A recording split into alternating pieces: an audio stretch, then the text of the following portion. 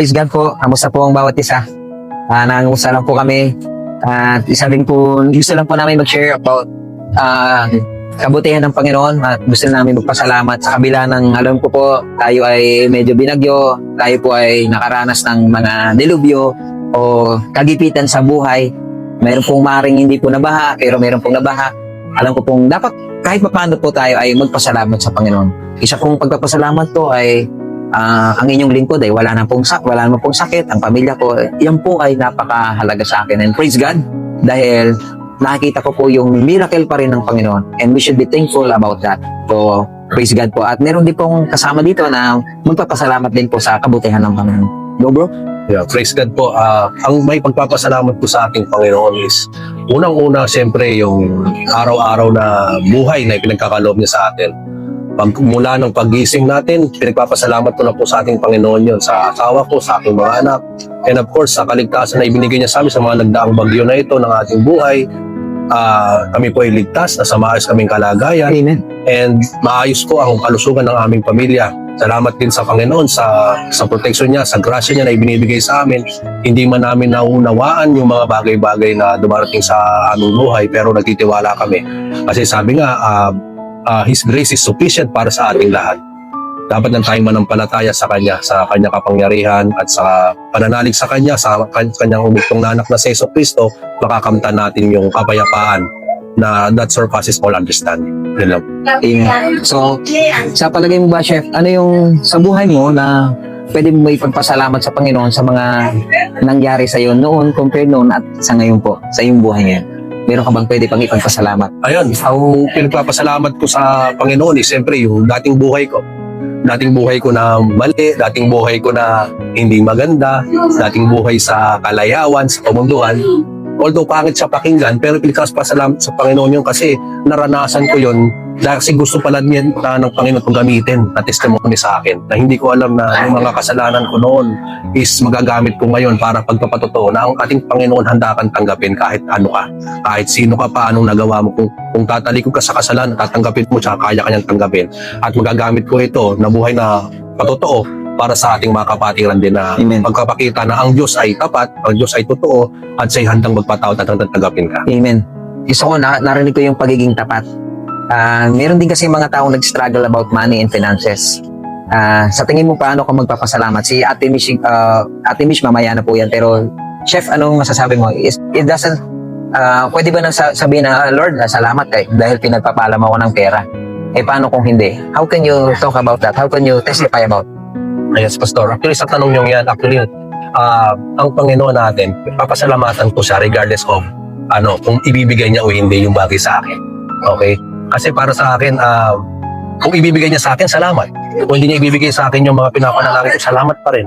Kasi naniniwala ako na lahat naman pwedeng gamitin ng Panginoon para sa kabutihan natin eh. Diba?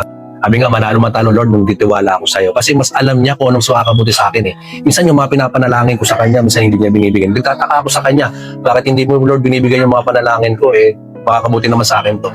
Yun ang thinking ko. Pero siyempre, yung thinking ni Lord is infinite eh. Diba? Tayo is hindi naman infinite yung thinking natin, diba? Carnal yung thinking natin. So dapat naka-align yung thinking natin sa Kanya. Alam niya kung makakabuti sa atin. Siguro hindi niya binibigay yun. Protection niya sa atin yun. Na maaaring mapasama tayo kung binigay niya kaagad yung pinapanalangin mo. So minsan, dinidelay niya yung mga bagay-bagay. Amen, Okay? amen. For His greater blessing para sa atin. Amen. At sabi nga, kung mas matindi nga daw yung struggle, mas matindi yung waiting, ibig sabihin, mas matindi yung blessing na darating Amen. natin. Amen. So dapat lang tayong magtiwala po sa Kanya. Trust the Lord. Trust the Lord.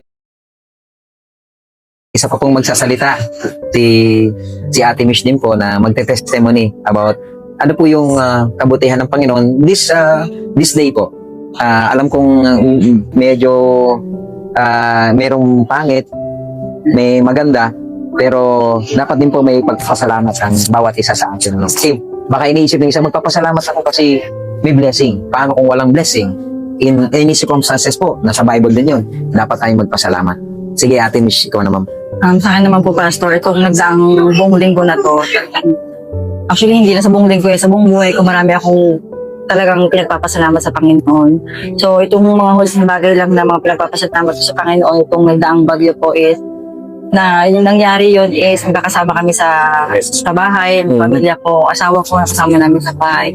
Then yung medyo may worry ako dun sa ilog sa likod ng bahay namin na baka ma-first timean kami na tumaas ang ilog, pero by God's grace, hindi man po nangyari. So, yun po, pero inisip ko pa rin po nun what if na mangyari yun, ano kayang mangyayari sa amin, if ever na tumaas yun, anong gagawin namin, pero inisip ko talaga, tatay ko ang may hawak ng bagyo si Lord yan. Amen. So, Amen. wala akong dapat ikatakot. Kung ano man ang will niya, let his will be done. So, biniwala lang po ako sa kanya.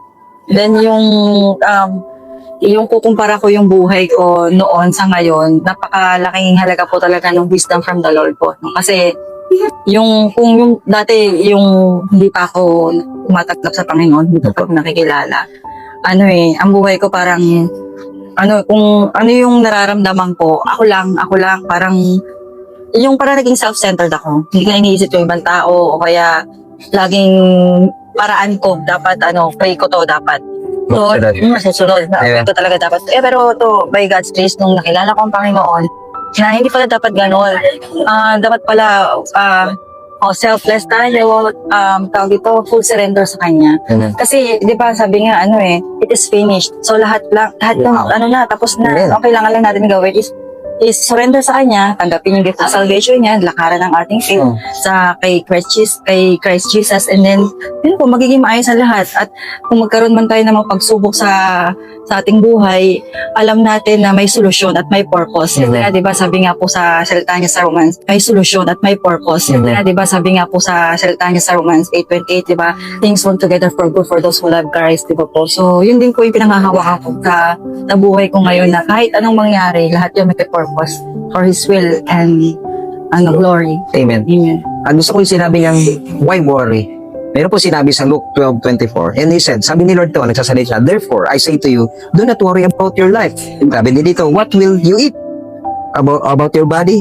What you will wear? Ibig sabihin, huwag tayong mag-alala dahil meron tayong kasangga. Yes. Ang kasama mo si Lord, hindi ka niya iiwan, hindi yung circumstances ng ating buhay at ating nararanasan ay iba si Lord, sasamahan ka niya. At tayo lang nakakalimot kay Lord, sa panahon nito siguro, mas matrikan mo si Lord, tignan mo yung ginawa niya sa buhay mo, kaysa yung buhay mo. Kasi iba yung buhay na gustong ipamuhay na dapat as Lord, si Lord gusto niyang ipamuhay natin pagiging katulad ni Kristo.